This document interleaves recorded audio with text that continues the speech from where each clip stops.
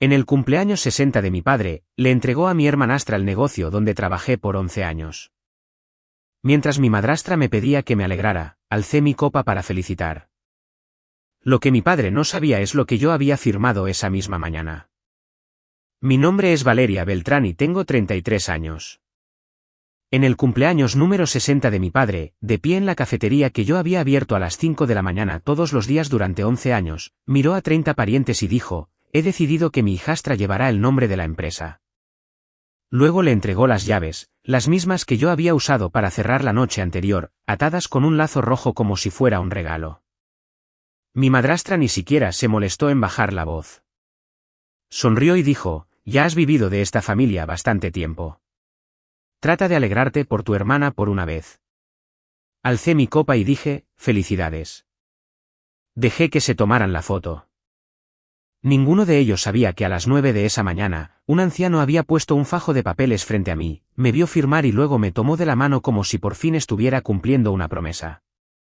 Mi padre pensaba que estaba regalando el restaurante. Solo estaba entregando las llaves de un edificio que ya no le pertenecía. La fiesta comenzó con una pancarta. Mi padre cerró el restaurante a las 5 de ese sábado para que Jimena pudiera decorar, lo cual ya dice mucho. En 11 años, habíamos cerrado temprano exactamente 2 veces. Una por una tormenta de nieve, y otra por el funeral de mi abuela.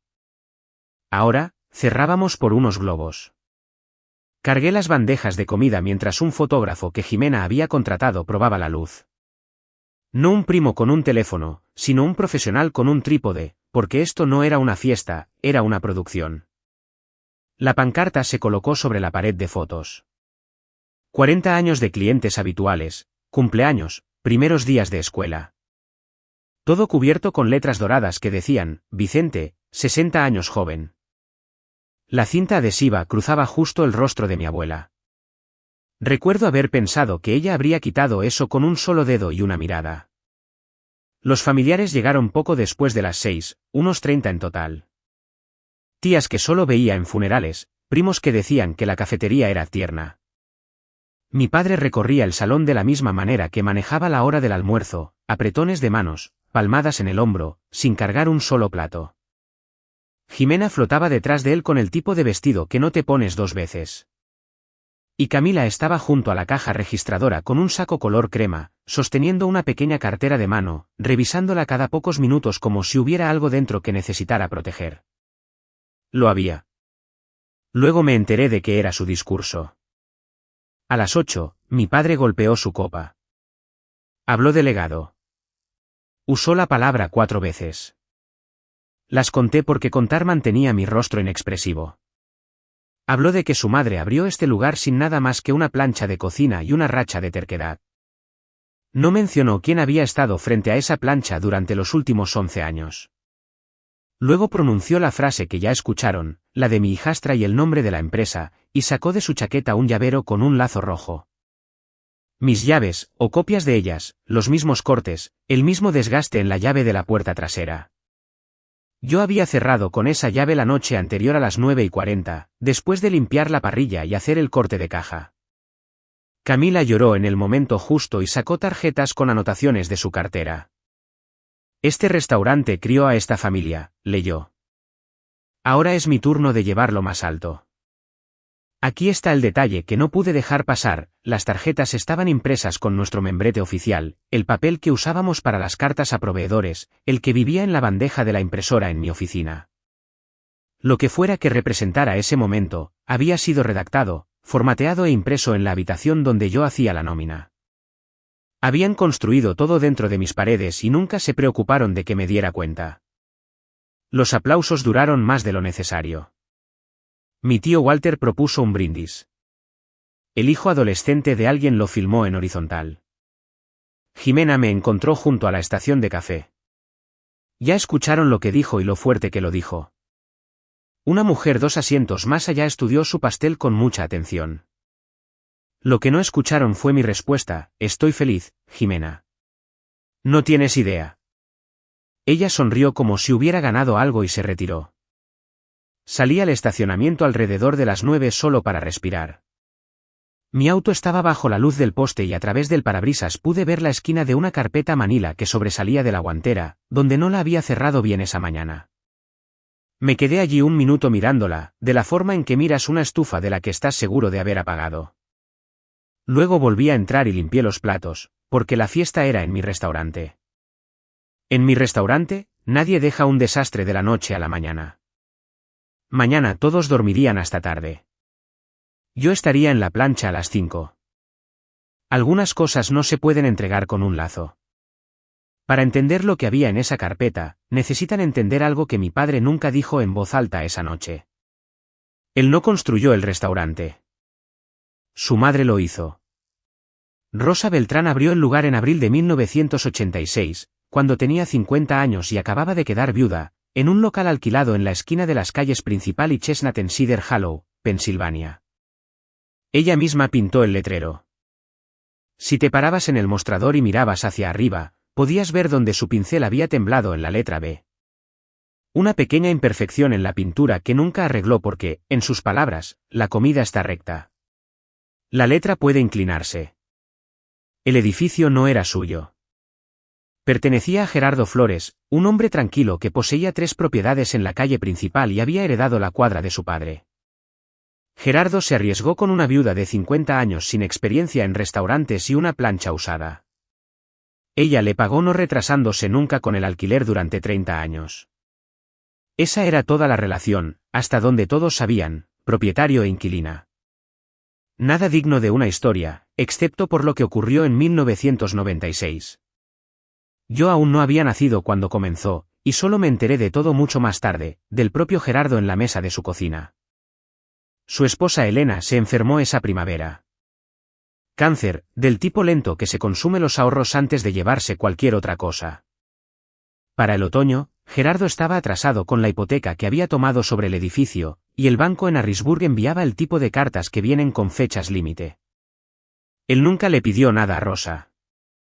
Ella lo escuchó de la forma en que los pueblos pequeños se enteran de todo, por el farmacéutico, por el boletín de la iglesia, por la forma en que un hombre empieza a estacionar su camioneta por detrás para que nadie le pregunte sobre el kilometraje. Una noche después del cierre, lo llevó a su oficina, abrió la caja fuerte que estaba detrás de la foto del día de la inauguración del restaurante y contó $18,000 en efectivo. Sin papeleo, sin intereses.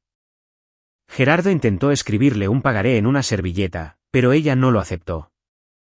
Así que él lo escribió de todos modos en una hoja de libreta y lo dejó en su escritorio cuando ella no estaba mirando. Los vecinos no se ven ahogarse unos a otros, Gerardo, le dijo. Págame cuando baje el agua.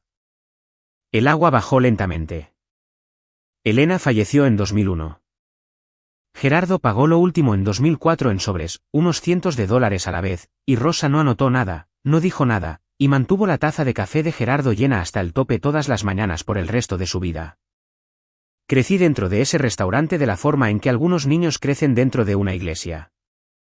Mi madre, Diana, servía mesas allí antes de que yo pudiera caminar.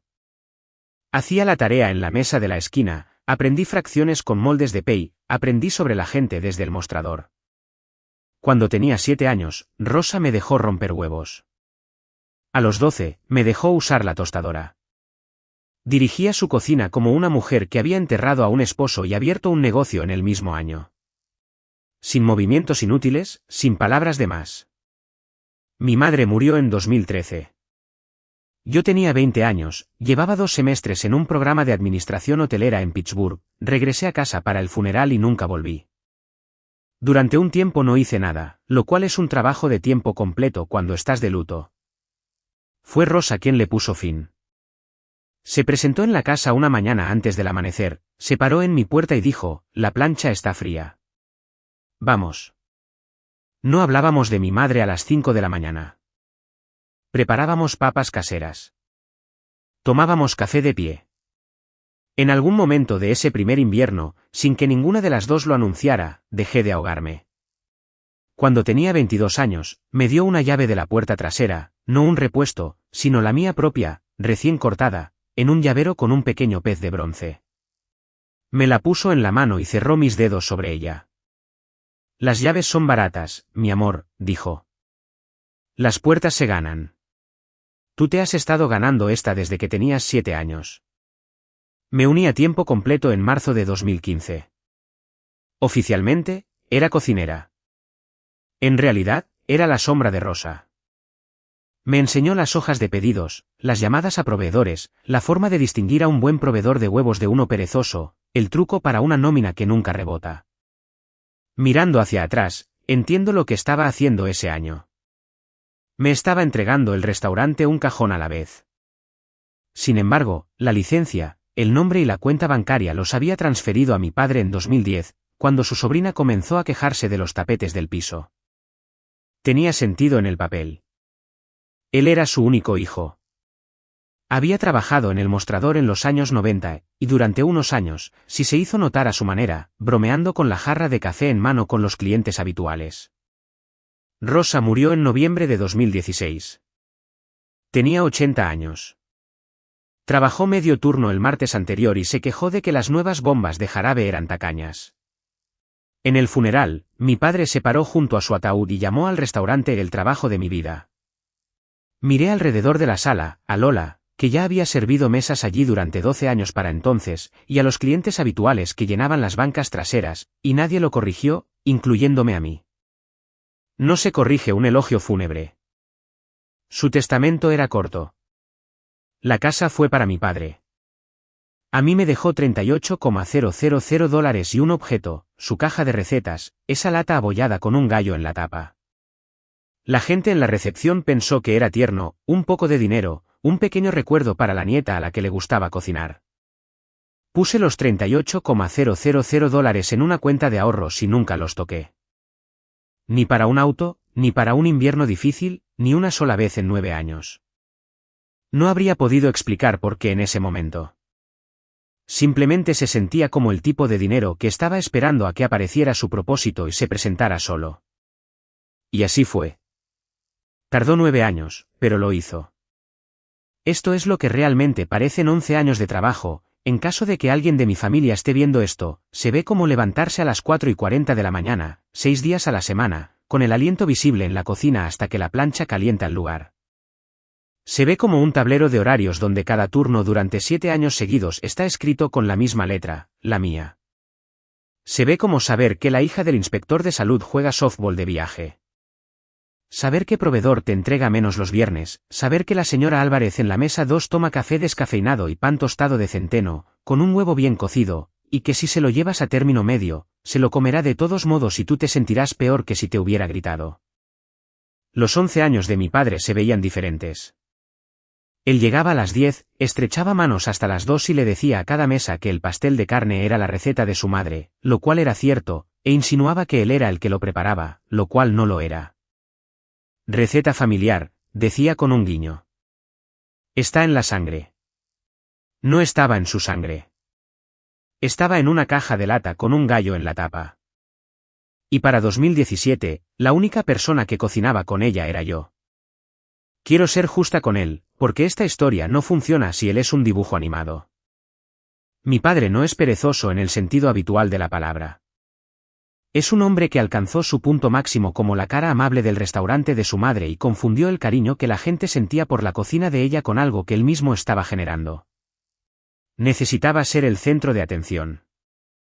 Cada elogio que cruzaba esa puerta tenía que pasar por él o no contaba. Una vez que ves eso en una persona, puedes predecir casi todo lo que te hará. En 2018, me mudé al apartamento encima del restaurante. Gerardo me lo alquiló por menos de lo que debería. Vivir arriba significaba que podía recibir la entrega de pan de las 4 de la madrugada en pantuflas, y significaba que Gerardo y yo nos convertimos en el tipo de vecinos que no necesitan citas. Yo paleaba su nieve en enero, él dejaba tomates en mi descanso en agosto. 2 veces por semana, él tomaba el último asiento del mostrador con su café y hacía el crucigrama, y la vieja regla de Rosa seguía vigente sin que nadie dijera nada, su taza nunca bajaba de la mitad. Ese mismo año, mi padre conoció a Jimena en una cata de vinos en Harrisburg. Era una mujer llamativa con un instinto especial para los salones.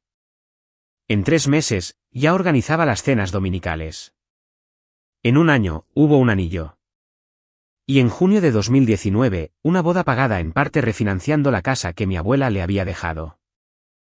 La hija de Jimena, Camila, no se mudó a Cedar Hollow hasta 2023, después de que Filadelfia se volviera cara y su trabajo de marketing se volviera completamente remoto y luego desapareciera silenciosamente. Se presentó en el pueblo como consultora de marca. En qué asesoraba nunca estuvo del todo claro, pero la mayoría de las mañanas fotografiaba su desayuno en nuestro mostrador. Y para 2024, ya tenía un título que nadie le dio oficialmente. Simplemente empezó a firmar correos electrónicos como directora creativa, Cafetería Beltrán. Ese fue también el año en que la oficina de mi abuela dejó de ser la oficina de mi abuela. Entré un lunes y el escritorio de roble de rosa ya no estaba, trasladado al almacén, cubierto con una lona de pintura como si fuera un cadáver. En su lugar, había una mesa blanca, un aro de luz y un letrero de fieltro que decía, solo buenas vibras. Lola lo vio todo desde la ventana de servicio. Lola ha estado sirviendo mesas en el restaurante desde 2004, y tiene el don de decir verdades mientras limpia un mostrador. Esa chica mide las paredes cuando cree que nadie la mira, me dijo. Me reí. No debía haberlo hecho. Los cambios llegaron como llega la erosión, ningún día específico que pudiera señalar. Jimena se hizo cargo de la contabilidad en 2019 porque ya tienes suficiente trabajo, querida. El menú se simplificó, lo que significó que el estofado de los martes de rosa desapareció por ser lento.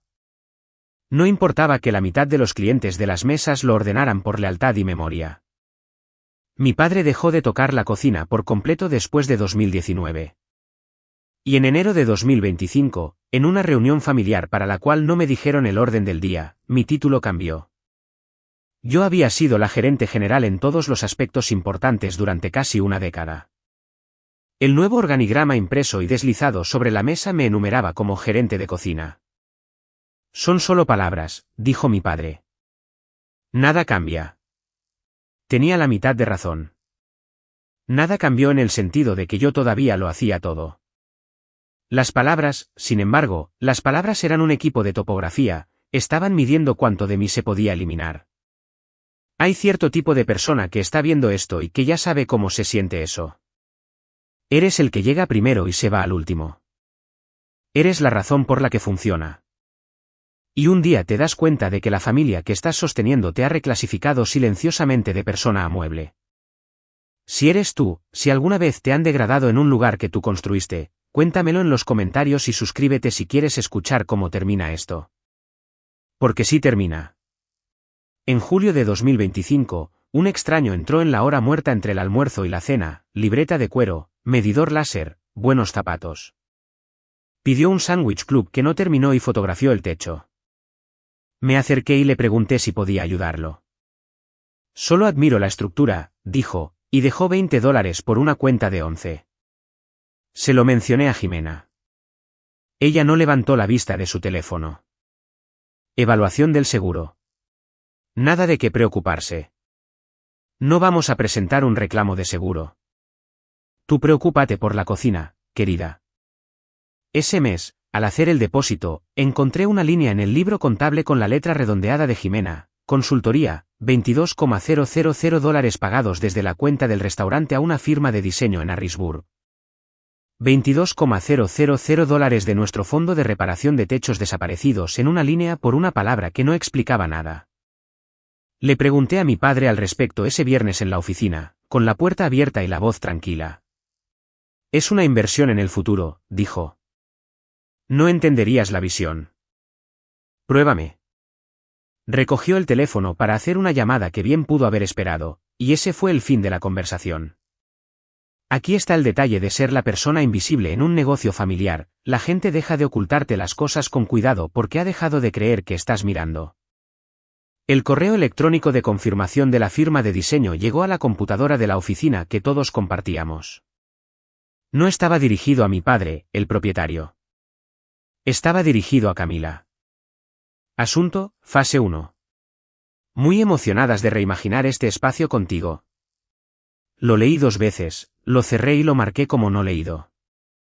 Luego bajé y cociné 140 servicios porque a la hora pico de la cena no le importa lo que acabas de descubrir. A lo largo de ese otoño, la imagen se fue armando en pedazos, de la forma en que una tormenta se forma en una tarde cálida. En octubre, mientras viajaba con Jimena para recoger bases de pasteles, vi un folleto brillante doblado en su consola: Crestview Commons, locales comerciales disponibles para el verano de 2026. El nuevo desarrollo comercial junto a la autopista, todo vidrio y estacionamiento. Una de las unidades del plano estaba encerrada en un círculo con bolígrafo rojo. En noviembre, al doblar la esquina del almacén, escuché el final de una frase entre Jimena y Camila: después del contrato de arrendamiento, no importará. Y luego dos sonrisas que se cerraron de golpe como puertas de gabinetes. Le pregunté a Jimena directamente si estaban planeando algo con el restaurante. Me miró con la paciencia que le mostrarías a un niño que le teme a la aspiradora.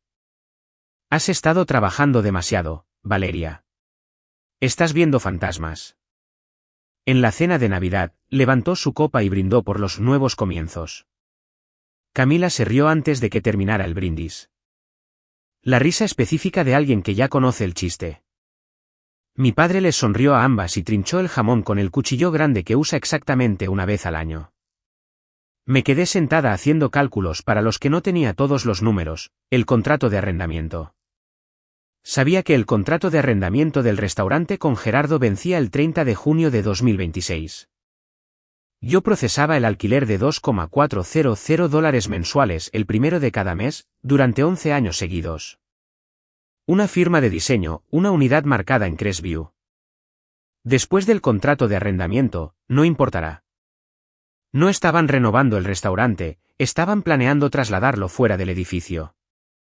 Lo que no sabía, lo que no podía haber sabido, era que mientras Jimena dibujaba su nuevo plano de distribución, el hombre dueño de nuestro antiguo local estaba haciendo planes propios. La segunda semana de enero de 2026, Gerardo me interceptó al pie de las escaleras un martes.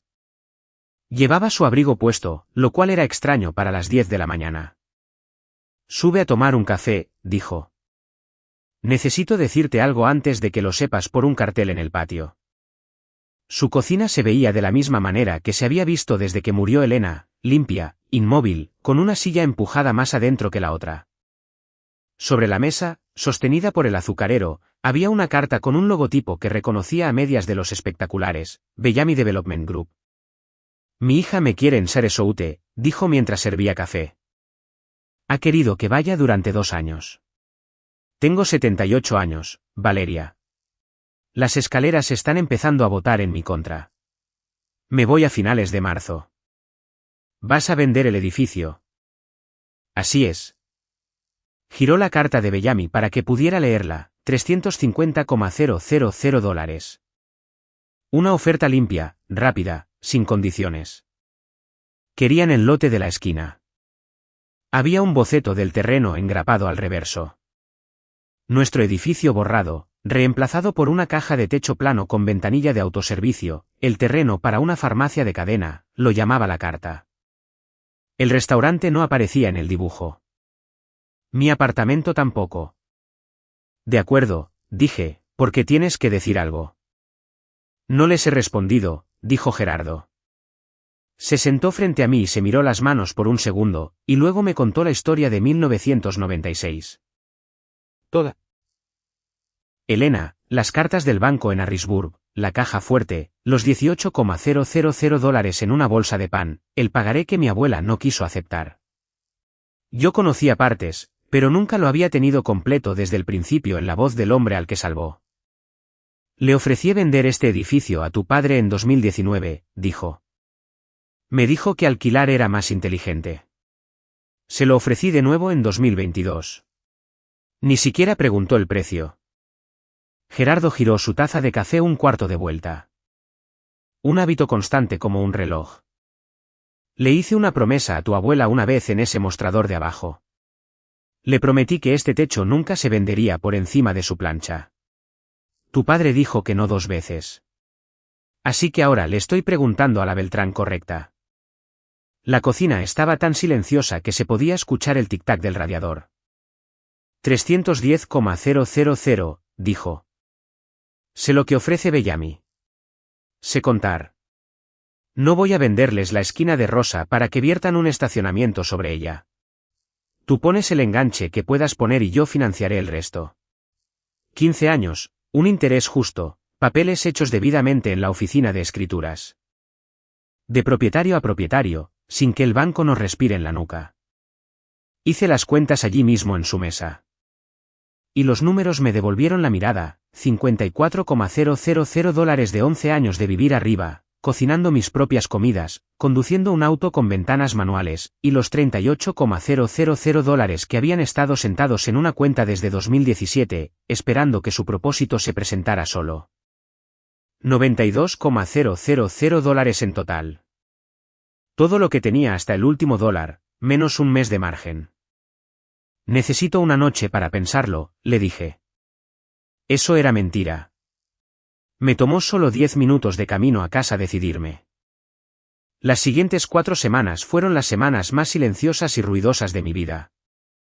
Me reuní con la oficina de escrituras, Harley Settlement Services, 2 habitaciones arriba de la farmacia, el tipo de lugar que ha manejado cada escritura en este pueblo durante 50 años. Sin un banco en el trato, el papeleo era casi decepcionantemente simple: un acuerdo de compra, un pagaré, una escritura. A mediados de febrero, fijamos la fecha de cierre en torno al único punto fijo en el calendario de Gerardo, su vuelo de salida el 24 de marzo. Como regla, la oficina no abría los sábados, pero por Gerardo Flores, después de 40 años de su preferencia, hicieron una excepción a las 9. El sábado, 21 de marzo a las 9 de la mañana. 2 semanas después, salieron las invitaciones de cumpleaños, cartulina gruesa, letra dorada, obra de Jimena. Está cordialmente invitado a celebrar el 60 cumpleaños de Vicente Beltrán, el sábado, 21 de marzo a las 7 de la tarde en la cafetería Beltrán. Me quedé de pie en el mostrador de mi cocina sosteniendo esa invitación por mucho tiempo. Quiero ser clara con esto porque importa: yo no elegí esa fecha.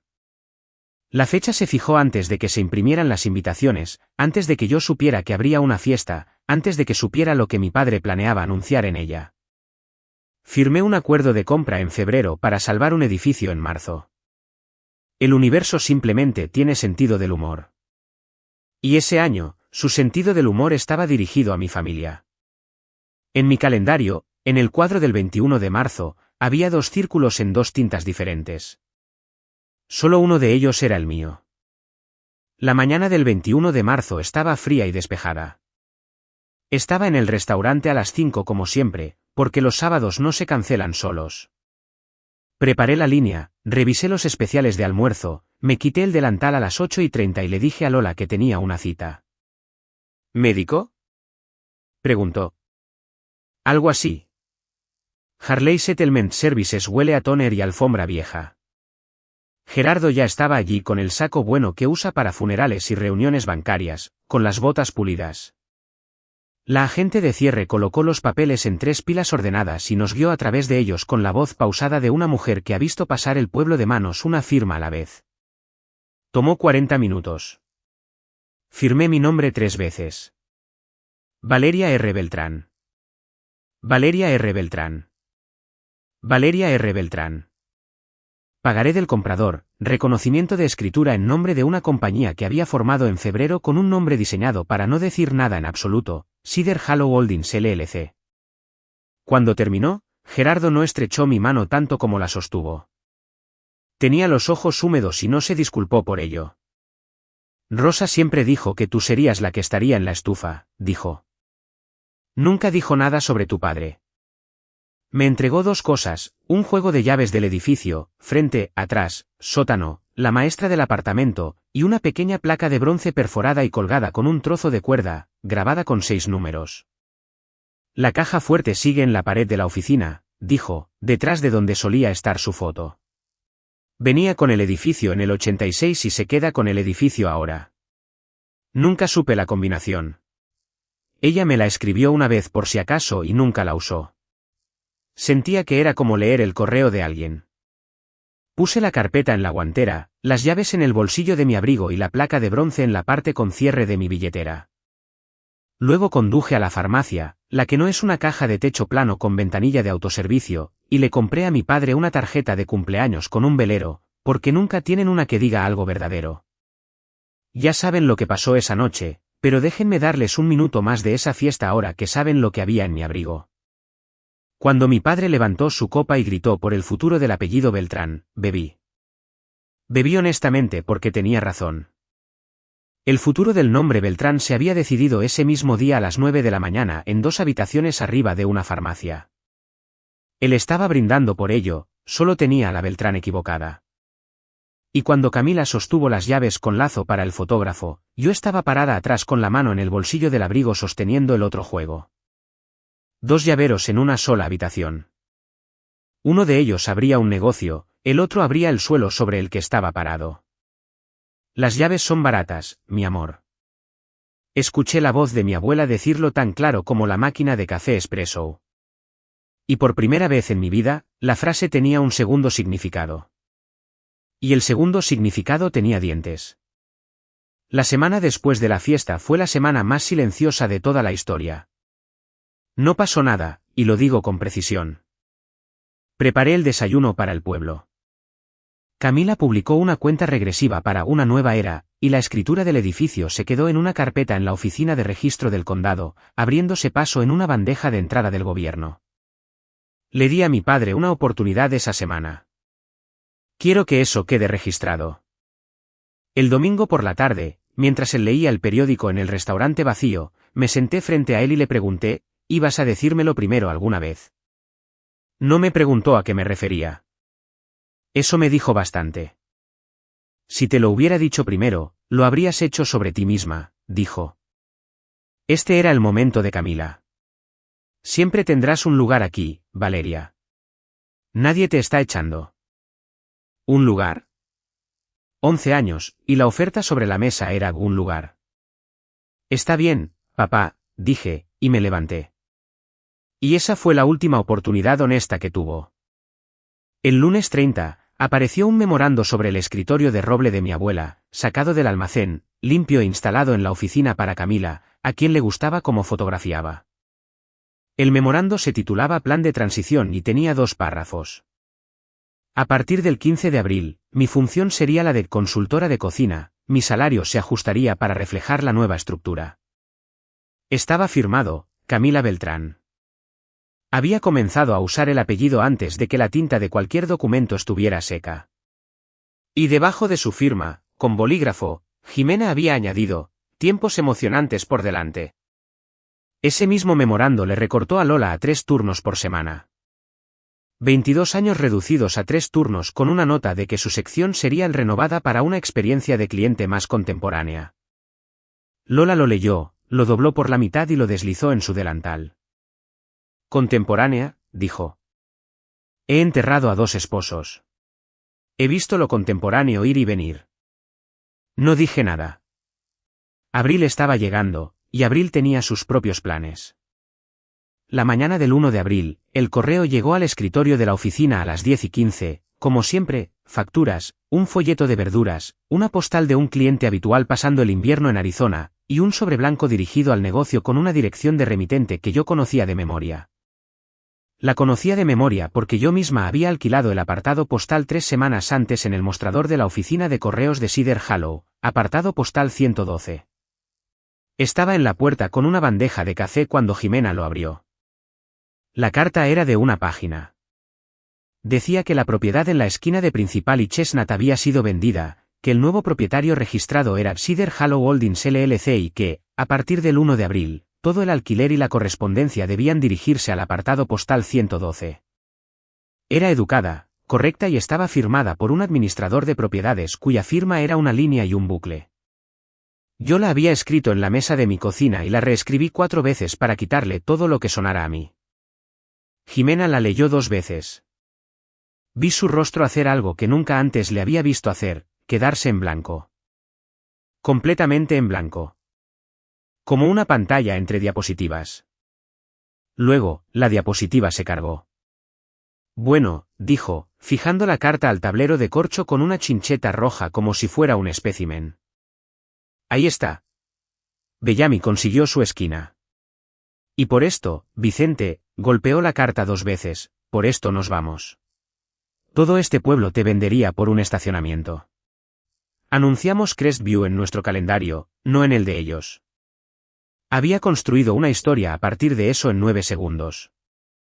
La historia equivocada. Rellené el café y no dije nada. Y si creen que eso fue fácil, es que nunca han sostenido un secreto con ambas manos. Mi padre no hizo las paces con eso tan rápido. El edificio había sido el piso bajo sus pies durante tanto tiempo que había dejado de pensar en él como algo propiedad de alguien. Esa tarde llamó a Bellamy Development para hablar de plazos, de empresario a empresario. Puso el teléfono en altavoz en el mostrador después del cierre. Jimena estaba de pie junto a él. Camila grababa la máquina de espresso para contenido.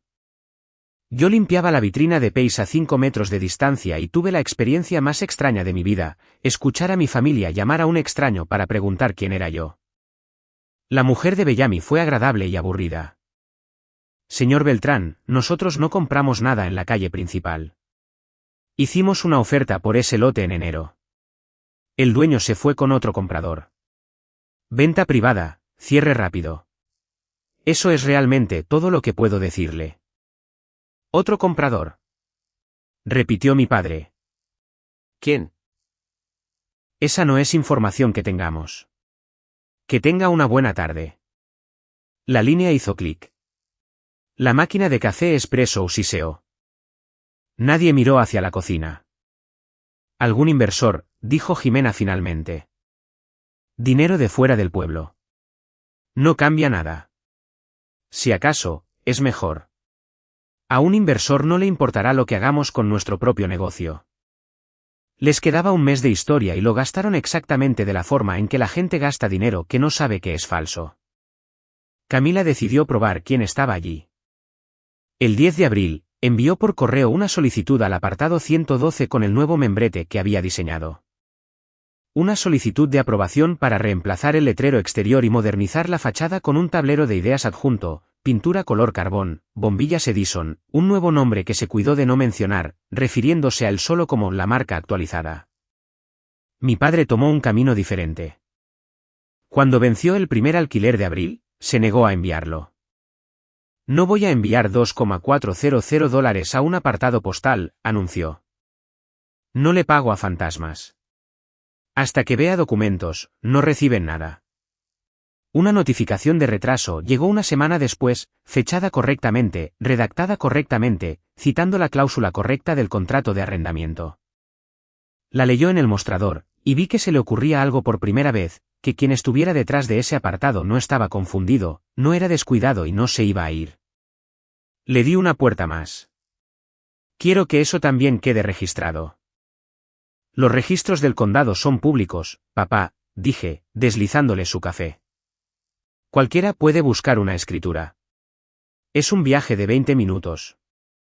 Me miró como miras a un niño que sugiere que el sol podría arreglarse solo.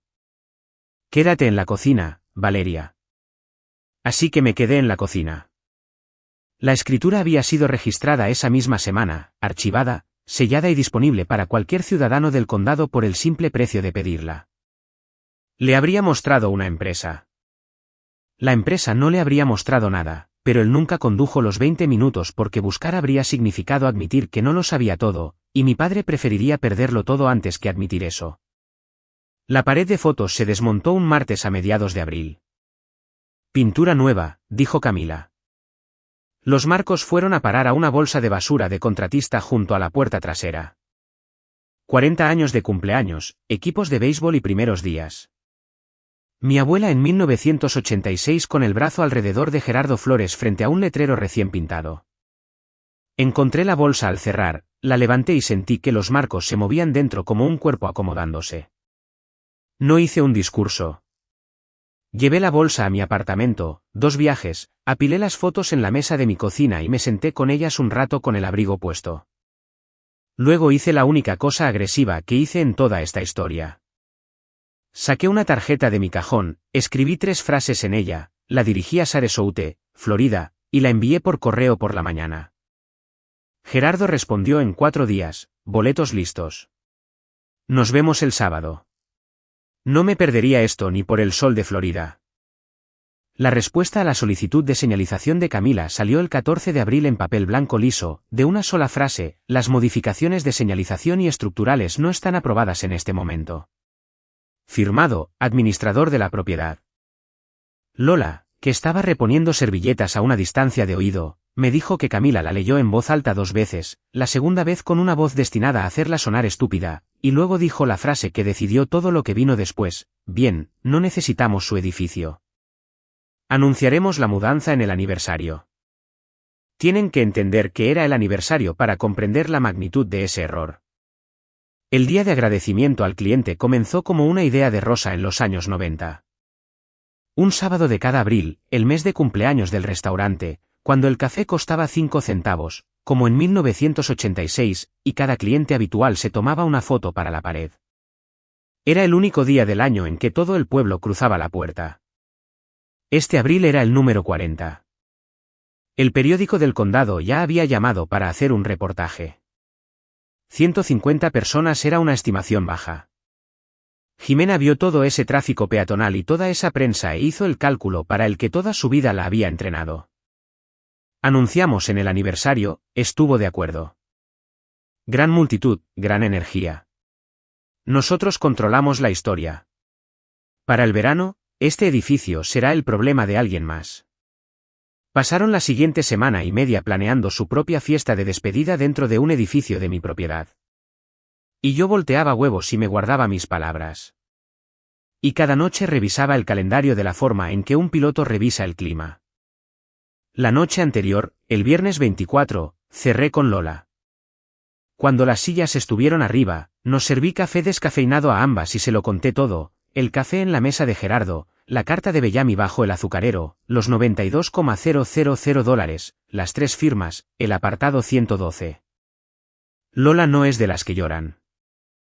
Lloró durante unos 8 segundos, se rió por más tiempo, se secó los ojos con una toalla de barra y dijo: Rosa está en algún lugar levantando la taza de café de Gerardo ahora mismo.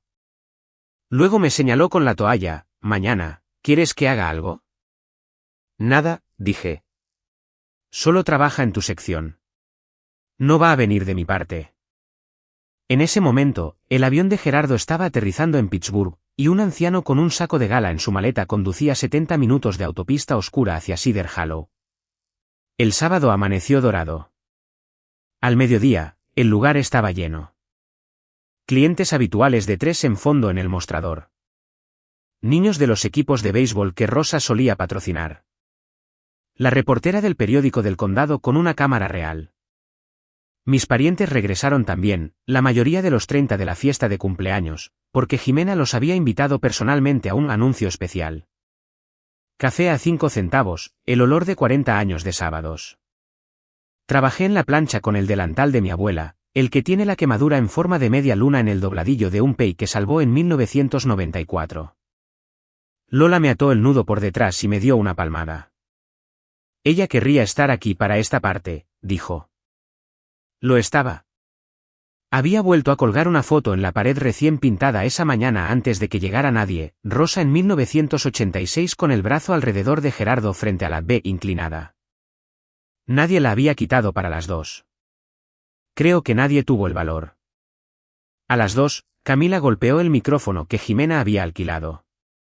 Para las 2:20, todo lo que habían construido sobre mi silencio había desaparecido. ¿Comenzó bien? Se lo concedo. Agradeció al pueblo por los 40 años. Habló de honrar el pasado mientras se abraza el futuro. Luego, el tono de su voz cambió al ritmo brillante y controlado de un vídeo con guión. Y lo dijo: es por eso que estamos tan emocionados de anunciar que este verano el restaurante se mudará a una hermosa y nueva casa en Crestview Commons, con una apariencia fresca, un menú fresco y una identidad fresca. El salón no vitoreó. El salón hizo un sonido como el de una iglesia cuando a alguien se le cae un himnario. En el mostrador, el viejo señor Pérez, que ha comido el estofado de los martes desde la época de Reagan, dejó su tenedor. ¿Qué pasa con Beltrán?, gritó alguien desde las mesas, y Camila, desconcertada por medio segundo, recurrió al lenguaje de su presentación: honestamente, es una marca anticuada. 40 años, dijo el señor Pérez, no muy fuerte, pero el salón se había vuelto lo suficientemente silencioso como para que no necesitara gritar. 40 años y nos llamas anticuados.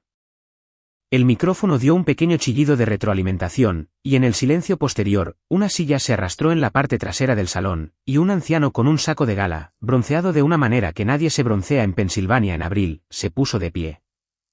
Tengo una pregunta para la administración, dijo Gerardo Flores. ¿Le han dicho a su arrendador que planean romper el contrato de arrendamiento? Las cabezas giraron. La mitad de este pueblo le había pagado alquiler a Gerardo en algún momento de sus vidas. Jimena se colocó frente al micrófono con la sonrisa que usa con los inspectores de salud. Gerardo, qué hermosa sorpresa. No hay nada de qué preocuparse. El edificio ha sido vendido a desarrolladores. Todo el mundo sabe que Bellamy ha estado comprando en la calle principal. Está hecho de cualquier manera. Simplemente nos estamos adelantando. ¿Es así? Gerardo no lo dijo como una pregunta. Se adelantó unos pasos y la multitud lo dejó pasar como el agua deja pasar una quilla.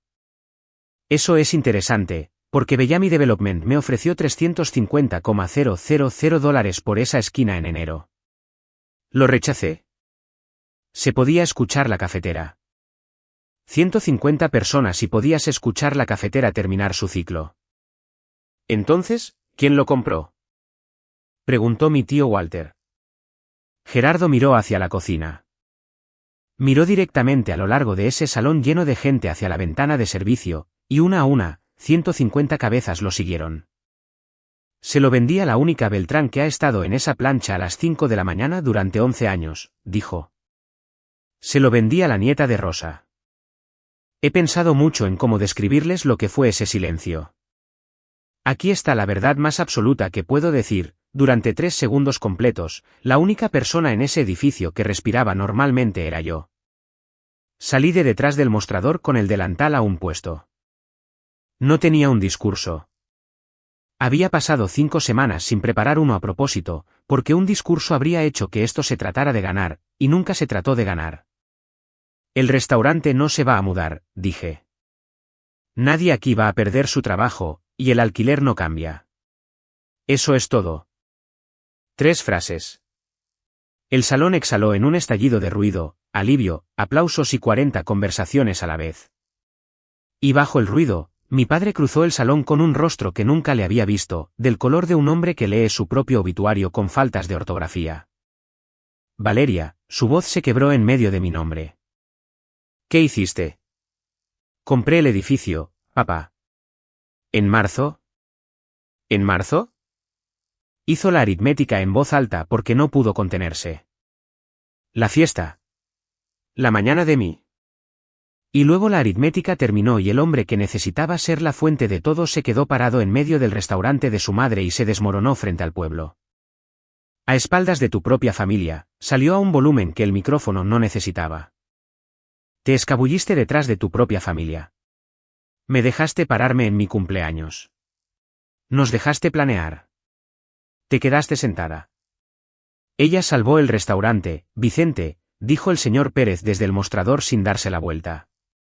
Eso podría haber sido sobrevivible. Lo que pasó después no lo fue. Jimena, viendo cómo se disolvía su verano, se volvió hacia la única persona a la que aún podía alcanzar. Dijiste que la presentación era confidencial, le siseó a Camila. Siseó, pero un siseo en una habitación silenciosa se propaga como un grito. Tú la imprimiste. Tú la trajiste aquí. Camila sostenía la carpeta de la presentación contra su pecho y Jimena intentó arrebatársela, la carpeta cayó y las hojas impresas y brillantes se esparcieron por el suelo del restaurante de mi abuela. Mi tía Dolores recogió una, de la forma en que recogerías el correo caído de alguien para ser útil, la leyó y dejó de ser útil. Fase 2, leyó en voz alta para todo el salón, con la voz subiendo palabra por palabra, retirar el nombre anticuado de la cafetería Beltrán. Bajó la hoja y miró a mi padre. Retirar el nombre, Vicente. En marzo te paraste justo ahí y nos diste un discurso de 20 minutos sobre el apellido Beltrán. ¿Este era el plan todo el tiempo? Y luego Dolores se volvió, porque había estado parada cerca de la estación de café la noche del 21 de marzo, y encontró a Jimena. Le dijiste a esa chica que vivía de esta familia, dijo. Parece que era al revés. La cámara del periódico del condado destelló. 2 veces. El rostro de Jimena en la segunda apareció en la edición impresa. Mi padre se fue antes del pastel.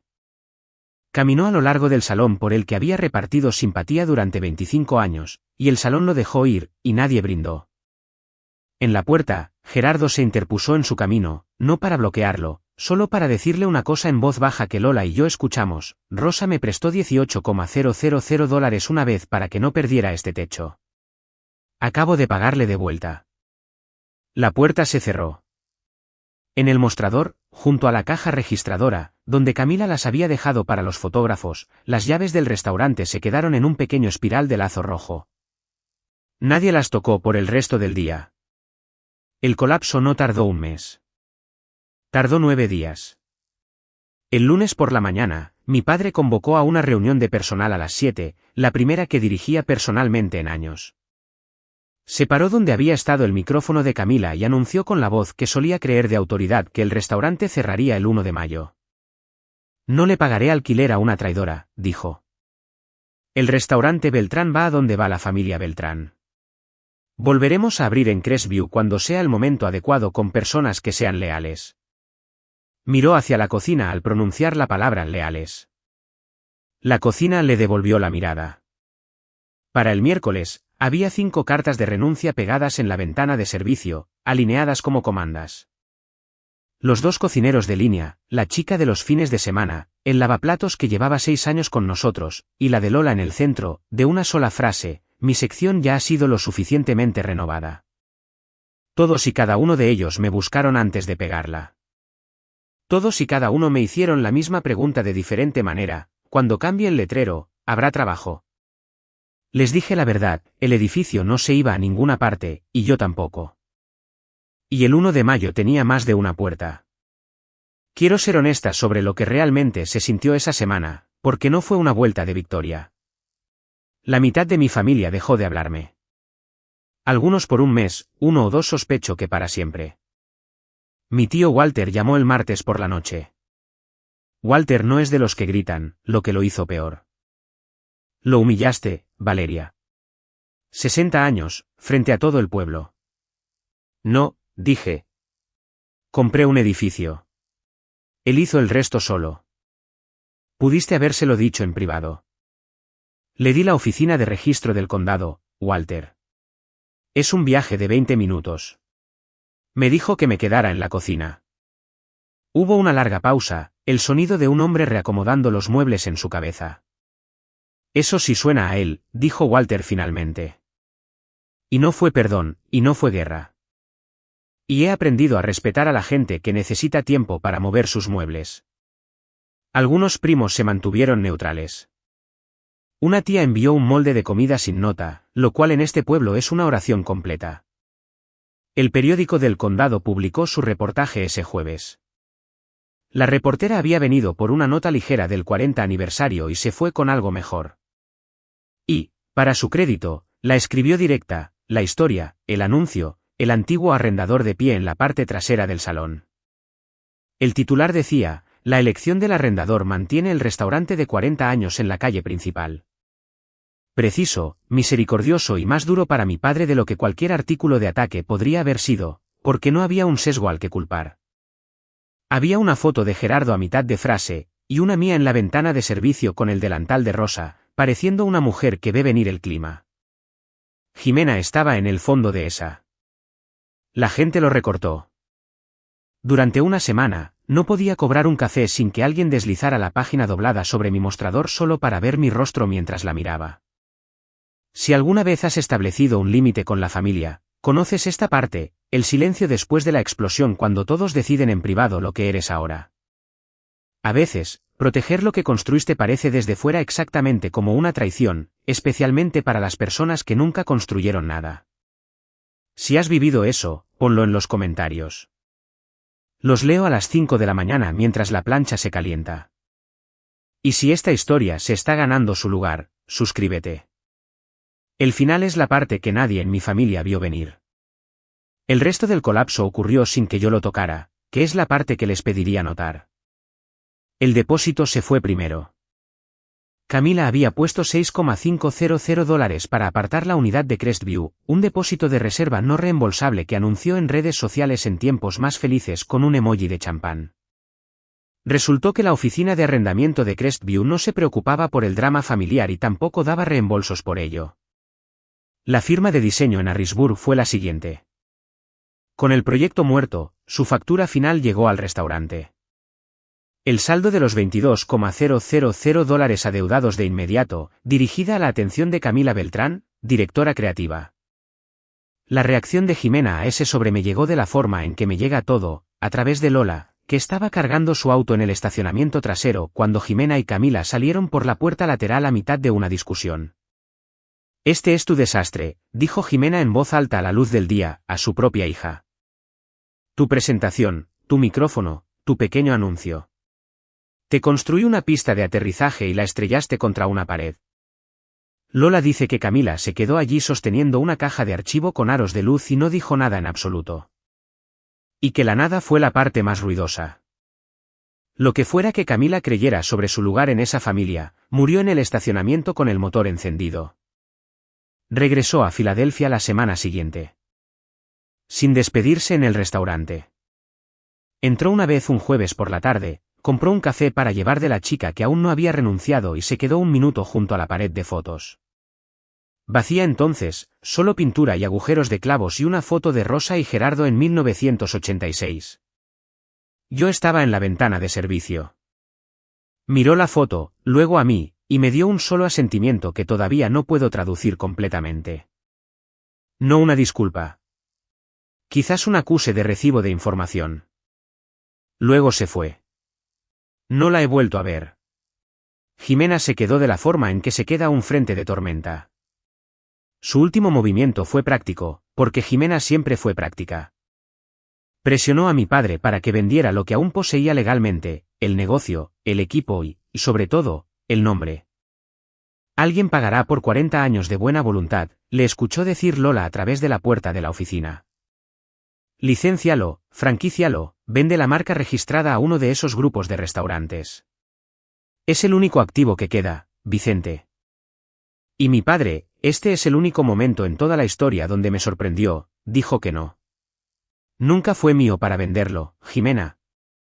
Creo que finalmente entendió eso. No me lo dijo a mí, se lo dijo a través de una puerta a su esposa, y una mesera me lo llevó como si fuera un plato. He decidido que esa es la forma más honesta en que pude haberlo recibido. En la última noche de abril, la última noche del restaurante como Cafetería Beltrán, miré desde la ventana de mi apartamento cómo se apagaban las luces abajo. Todas menos una.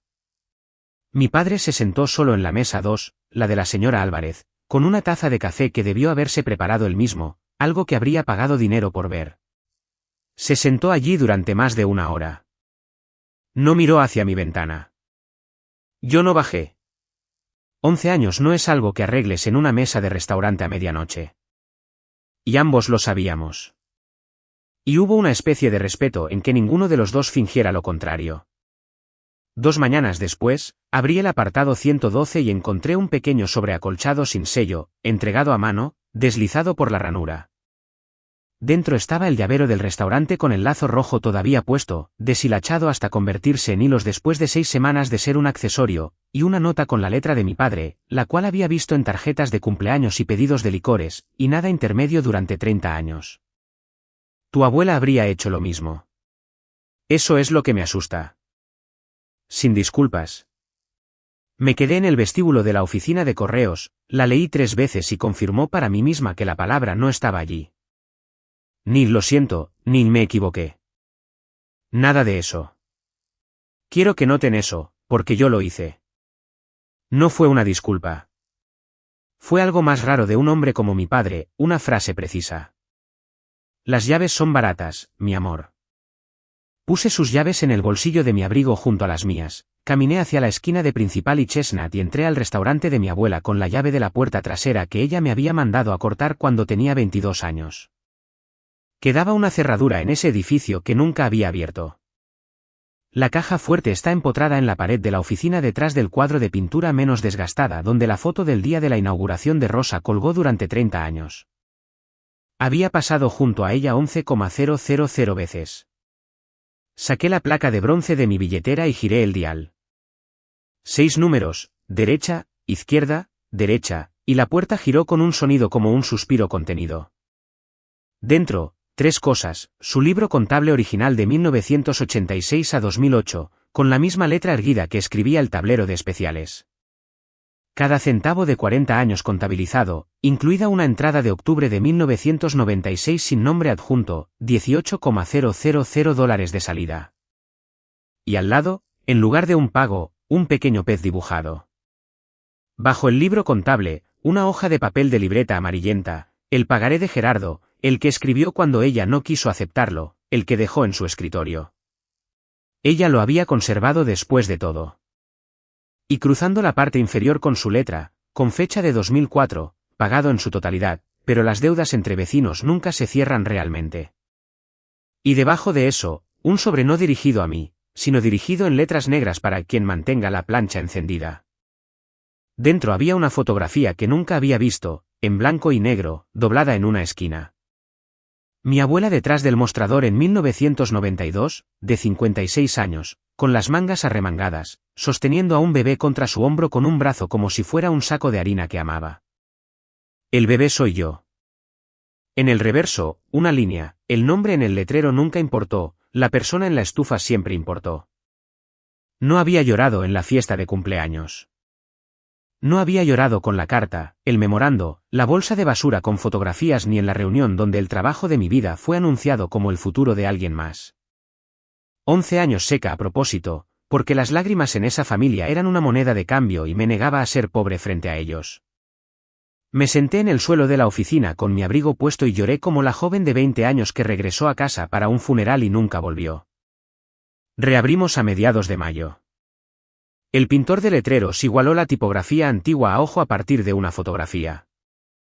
Y cuando preguntó por el nombre, le di el que había estado esperando en una caja de lata con un gallo en la tapa durante 9 años, El Rincón de Rosa, Est 1986. Mi padre conserva el nombre Beltrán donde quiera que decida llevarlo. Resulta que nunca lo necesité. Nunca estuve continuando con un apellido, estaba continuando con una mujer. La pared de fotos volvió a subir primero, antes de la caja registradora, antes de los nuevos menús. 40 años de rostros colgados de nuevo desde la mesa de mi cocina, con Rosa y Gerardo de 1986 en el centro, donde la caja fuerte puede vigilarlos. Lola tiene su horario completo, su sección de siempre y una línea en el menú que dice: el estofado de los martes de Rosa, de regreso por demanda popular, que es la única venganza que me permití. Los cocineros regresaron. El señor Pérez inspeccionó el estofado el día de la inauguración y lo declaró exacto, lo que viniendo de él es un desfile. Mi tío Walter vino también, solo, ordenó el pastel de carne, pagó en efectivo y dejó un billete de 20 en el frasco al salir. Los muebles tardan en moverse. Algunos se mueven. Llegó una postal de Sarasota esa primera semana, un flamenco en el frente. A Rosa le habría gustado el nuevo letrero. Florida hace calor. Guarda mi mesa. Está guardada, el último asiento del mostrador, la taza se mantiene llena pasando la mitad. Mi padre no ha venido. Quizás lo haga. El café cuesta 5 centavos cada abril si lo hace. Eso no es perdón, es una puerta sin llave, que es lo máximo que tengo y lo máximo que debo. Y la mayoría de las mañanas a las 5, cuando entro por la puerta trasera y la plancha hace tic-tac calentándose en la oscuridad, la escucho: las llaves son baratas, mi amor. Las puertas se ganan. Solía pensar que me estaba enseñando sobre el trabajo. Me estaba diciendo cómo termina esta historia. Mi padre entregó un juego de llaves esa noche. Nunca entendió que mi abuela ya me había dado la puerta.